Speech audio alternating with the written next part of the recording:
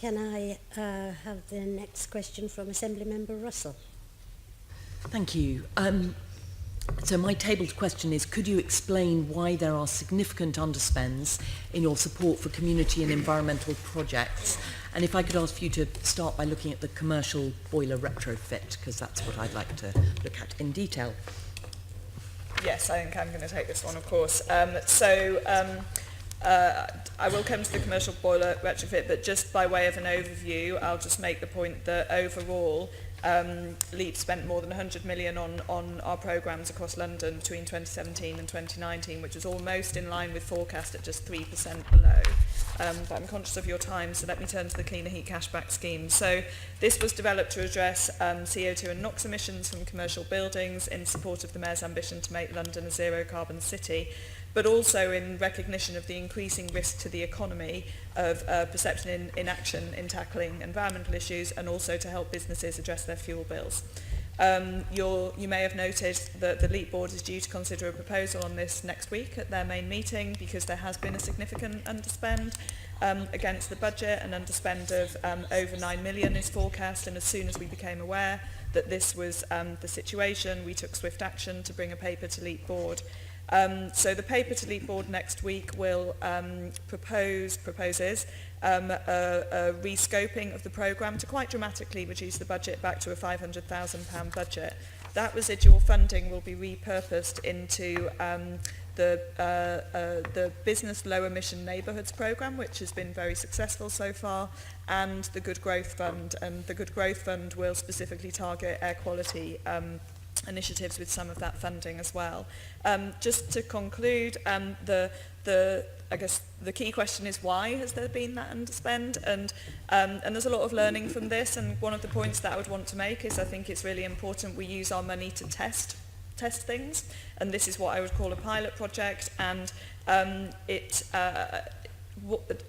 to summarise, I think one of the issues we have with this is the lack of a burning platform. For an SME, there's nothing compelling them to replace their boiler. So this is a carrot rather than a stick. And we know from the ultra low emission zone, for example, that really, in order to have impact, a combination of both is needed. So there's also other complexities in terms of the thresholds in the scheme, and we're looking to address some of that with the redesign of the scheme to make it easier for businesses to participate.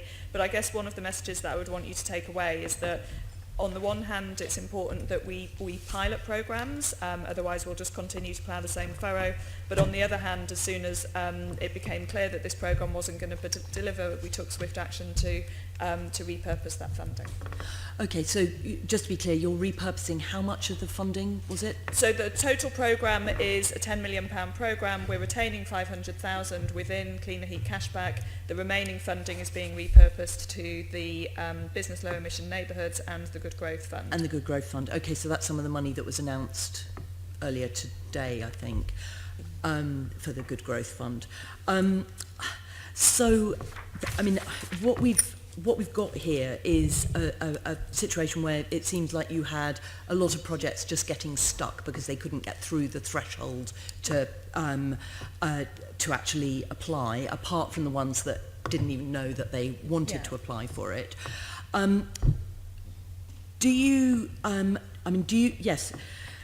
think that if you had simplified that application process, that you might have been able to get more people through? And of the 30 projects that are currently stuck in your application process, are those going to be covered by the 500,000 you've left in the programme? Are you going to deliver on those existing projects? The funding that we've left in the programme will deliver on all projects that can meet the criteria and the new thresholds. So we've retained enough funding to be able to meet the needs of the businesses that can meet the criteria of the fund. Okay, the thing that Londoners will want to know is there's over 1 million SMEs in London, and this programme has just dealt with 32 small businesses. If we're serious about tackling the climate emergency, we need to be reaching thousands or tens of thousands of businesses with their boilers. So will you also be looking at plans to scale this back up again, or are you just giving up on it completely? No, we're absolutely not giving up on it. Obviously this, I mean, one of the benefits of the London LEP is it's situated within the work of the wider GLA and the environment team. So this programme is situated within the environment strategy and the work of the environment stream. So absolutely not giving up on it. But part of this is about lobbying government for regulation as well.